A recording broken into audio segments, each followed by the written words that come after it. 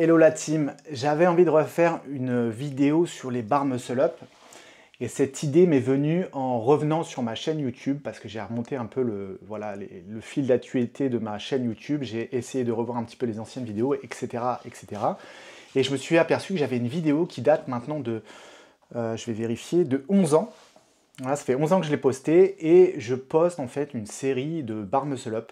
C'est une démo pour l'époque. Il faut vraiment savoir qu'il y a 11 ans, voilà, le bar muscle up n'était pas aussi populaire qu'aujourd'hui. Donc il n'y avait pas réellement de tuto autour du bar muscle up. Donc finalement, on n'était pas beaucoup à pouvoir réaliser des barres muscle up. C'était plus du domaine, on va dire, du street workout ou de la gymnastique. Donc c'est une petite vidéo que j'ai fait en extérieur et j'aimerais avec vous faire un petit react là-dessus et vous faire comprendre certaines choses par le biais de cette vidéo. Donc j'envoie la vidéo. Voilà. Donc première vidéo et de bar muscle up. On voit bien que il y a finalement très peu d'extension de hanche. Par contre, il y a beaucoup de gainage. On se rend compte qu'il y a beaucoup de gainage. On voit sur les mains serrées que finalement, ce qui importe, c'est d'avoir un gros press back. Ce n'est pas une traction.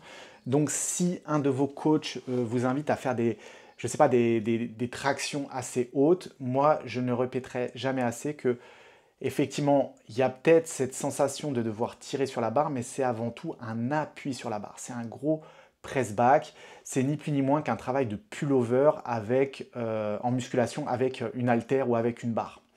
Voilà, donc là j'essaie de démontrer un peu toutes les techniques que je sais réaliser, les mains inversées. Voilà, donc on se rend compte que finalement on pourrait faire des barres muscle up un peu les mains dans tous les sens. Pourquoi? Parce qu'à partir du moment qu'on a assez de force pour activer ce press back et avoir ce gainage, là c'est beaucoup plus strict. Vous avez vu, ça ressemble un petit peu à la planche des pompiers. Donc on vient juste poser en fait les poignets sur la barre. Voilà, donc il faut vraiment comprendre, finalement, cette vidéo a pour but d'essayer de vous éclairer sur le fait que bien souvent, vous accordez trop de temps à la technique et pas assez de temps au renforcement.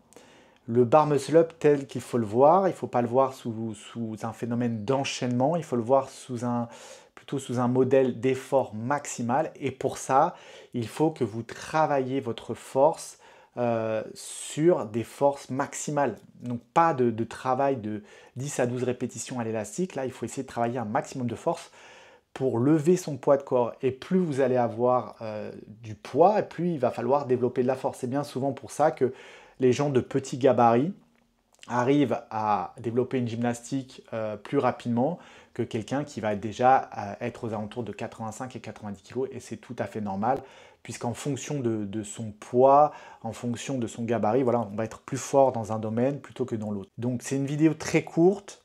On va remettre certains passages. Je vais remettre le passage ici à 1,37. Pourquoi? Parce que là, on voit vraiment que j'effectue 3 mouvements différents. Là, une prise large. Ensuite, je prends une prise relativement normale. Voilà. Et une prise serrée. Donc voilà. Donc il faut vraiment comprendre qu'à cette époque-là, voilà, je travaillais beaucoup ma gymnastique, donc j'étais capable sur le haut du corps de développer beaucoup de force. Je faisais des ATR en force, on appelle ça le Stadler par exemple. Je faisais des L-sit, ensuite je repartais à l'équilibre. J'étais capable d'en enchaîner 3 d'affilée. Je faisais des barres muscle up en force, etc. Donc j'étais très fort du haut du corps. Les ring muscle up, pareil, j'étais capable de les faire avec un gilet lesté et lesté au pied.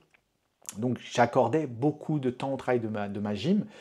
Et quelque part, je ne faisais que ça, c'est-à-dire que mes entraînements tournaient autour de ma gymnastique, mais je n'étais pas dans un travail de conditioning, je n'étais pas dans un travail de course à pied, ou du moins très peu, puisque ce n'était pas mon axe d'effort.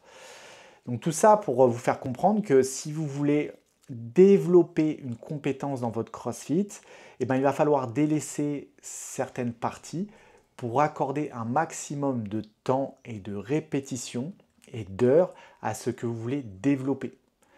C'est-à-dire que si vous voulez développer un bar muscle up proche du strict, eh ben, tous vos entraînements quotidiens de la semaine doivent tourner autour de ce modèle et de ce mouvement. Ça va être un travail sur le haut du corps. J'ai fait une vidéo ici sur ma chaîne avec les 3 points pour développer votre gymnastique, où j'explique un petit peu les mouvements auxquels autour duquel il faut tourner pour développer sa gym. Et comprenez bien que c'est essentiel. Si je voulais développer ma course à pied, il n'y a pas d'autre moyen, il faut que j'aille courir. Ce n'est pas en faisant du vélo que je vais développer ma course à pied. Eh bien là, c'est la même chose. Accordez du temps à une discipline ou à un mouvement que vous voulez développer.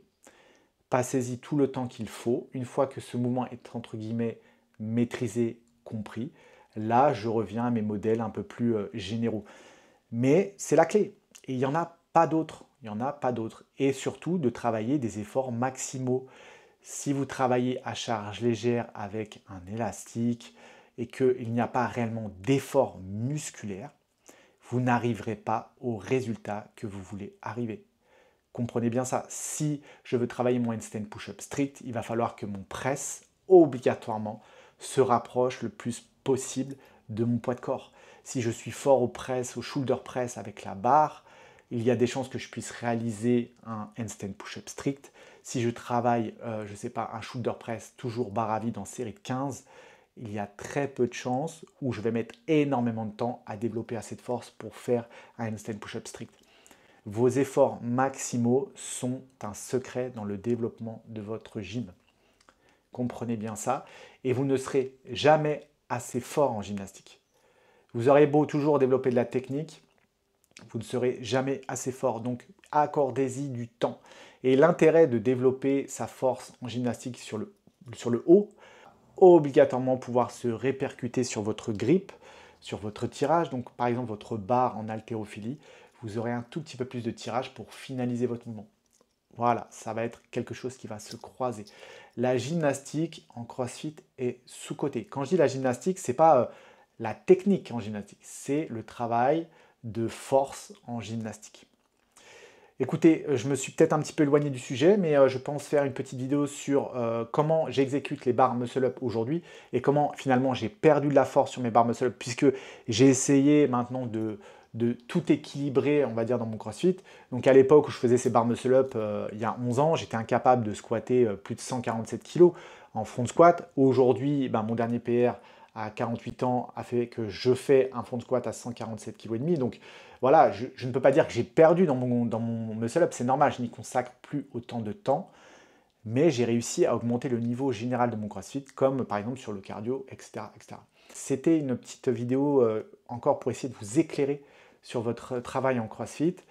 Il n'y a pas de secret finalement. Il n'y a pas de sauce secrète. La sauce secrète, c'est d'accorder du temps à quelque chose qu'on veut développer. C'est aussi simple que ça. Écoutez, je vous souhaite une bonne après-midi, une bonne matinée, une bonne soirée. Comme vous savez, sur YouTube, le temps n'existe pas. Abonnez-vous à cette chaîne. À ciao, bye. Très bien, je vais essayer. Non, n'essaie pas. Fais-le. Ou ne le fais pas. Mais il n'y a pas d'essai.